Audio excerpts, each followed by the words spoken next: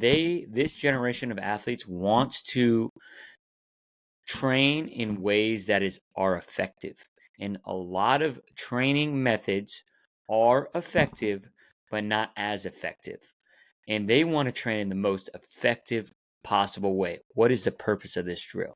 And so if they can know that, right, and they can understand what translates actually into a real game, what's actually going to help them get real results, they're going to do it and they're going to execute it. Now, of course, they're kids. They're not going to always be perfect. There are going to be times when yes, they are lazy, or yes, they are being quote unquote a little bit soft, right? And that's where coaching comes from. But we were too when we were kids, right? If I look back, I used to mess around in drills, right? Especially if it was an unengaging drill, right? You are listening to the Bridging Impact Podcast, transforming leaders on and off the court with host Coach Furtado. Without further ado, let's dive in. Hello, everyone, and welcome back to another episode of the Bridging Impact Podcast. And in today's episode, many of you know that it is a solo episode with me, Coach Furtado, talking today. And what I'm going to talk about, actually, instead of giving certain pieces of wisdom and advice that I've learned from other coaches and from experience, I'm going to share my thoughts, my opinions on what it is really like to coach this generation, because I feel like this generation is incredibly misconstrued. And I'm going to be honest, I love coaching this generation. Of course, I'm a young coach, so the only other generation that I haven't coached or that I could have had an opportunity to coach is my own generation, right? So I consider myself, even though I'm technically in this generation with them, I tend to think of myself as one generation above. So I want to give a little bit of context on where my opinion is coming from. So I mostly coach high school age athletes. I do have some younger athletes. I actually am doing a camp this week specifically for a school, and it's a third and fourth grade camp in the morning, and in the afternoon it's kindergarten and first grade. And whew, that can be tough. That can be tough, let me tell you. However, so most of my thoughts and opinions are going to be kind of geared towards the high school age range, and I'm in West Los Angeles, so obviously wherever you are listening in the country, if you're listening in America or if you're listening abroad, whether you're in Europe, South America, Australia, Asia, that's going to kind of depend. Obviously, there's a lot of cultural and environmental influences that impact kids and how they are raised. And so I wanted to give that kind of context before we started, and I really wanted to do this podcast because I'm going to start with a story of an athlete. So last Monday we have basketball training, and so it's been weekly on Mondays, and I have this one athlete who's been working with me for over a year now, so about probably a year and 3 months, and their growth has been tremendous. But it's because their tremendous growth is, of course, I'll take some credit, right? But I feel like those that make the greatest strides, it's because they really want it. And I see this generation, a lot of the athletes I work with, are incredibly driven and really want it, and they want it bad. At least the ones that I am working with, and I think this generation is labeled as soft, is labeled as lazy, and I'm gonna kind of break that myth in a little bit, at least from my own perspective. But this athlete played a 3-day tournament in Las Vegas, 4 hours away, maybe 5 hours away, depending on traffic, and decided he drove home on Monday and he came to the 2-hour training.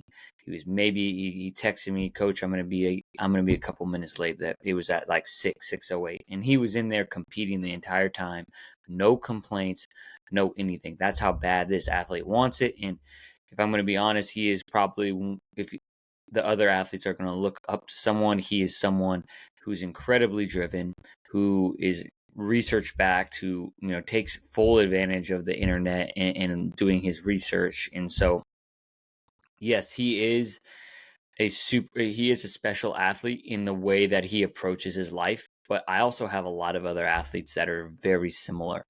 I have multiple athletes who, one went to another country for 3 weeks and was like itching to come back and was doing as much as he could to work out and stay in basketball shape. Like, these kids love basketball, and I really, like, just like we did, our generation and the generation before, we all loved basketball, right? And now, the myth of them being lazy, of them being soft, I'm going to break that right now, because in my perspective, right, if you build, this generation needs a couple of different things, right? They are not just going to let you bark at them if you don't have a relationship with them. Now, if you want to give them direct feedback, right, because you care about them, they'll listen. And you can be as hard as you want on them.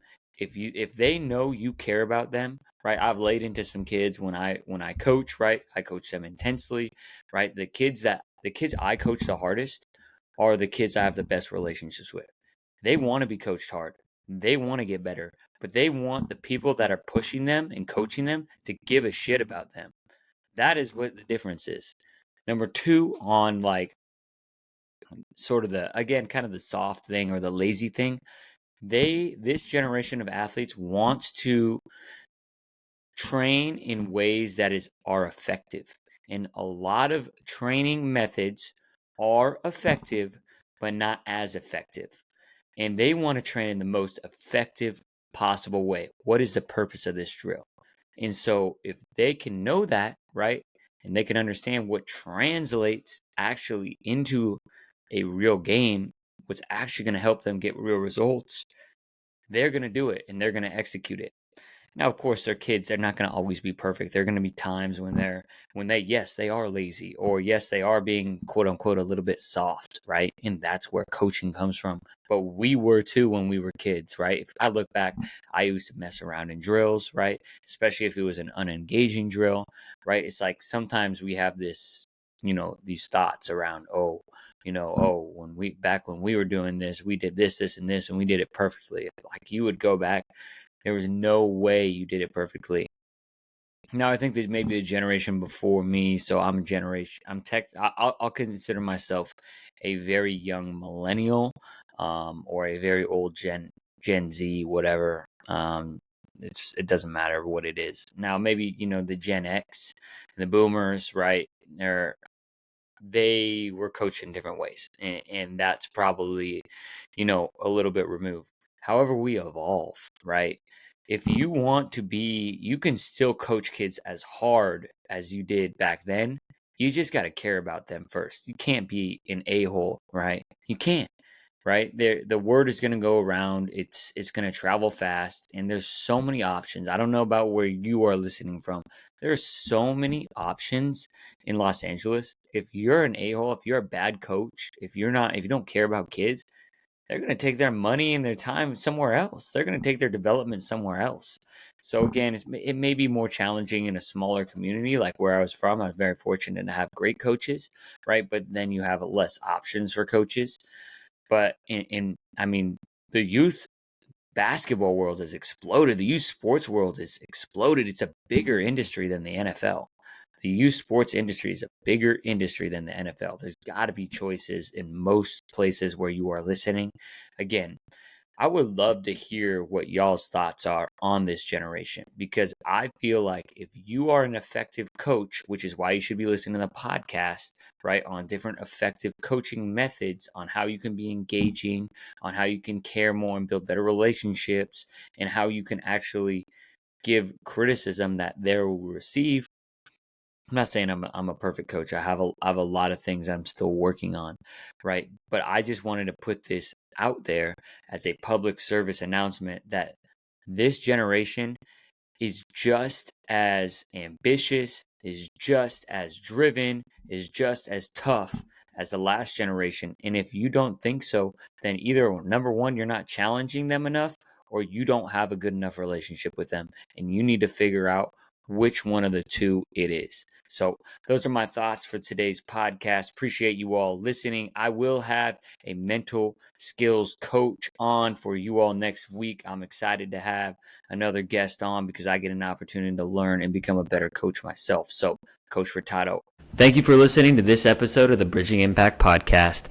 We'd love it if you would like, subscribe, leave a comment and a review on whatever platform you're on. It's the best way to help us grow. We appreciate you for doing that. We'll shout you out on social media. I'd also love if you connected with me on social media. Let me know your thoughts. And this is why I do it. I want to share knowledge and wisdom from experienced leaders to people like yourself and myself so we can have this dialogue and move forward, make an impact on the world. So stay tuned, stay subscribed. Cheers.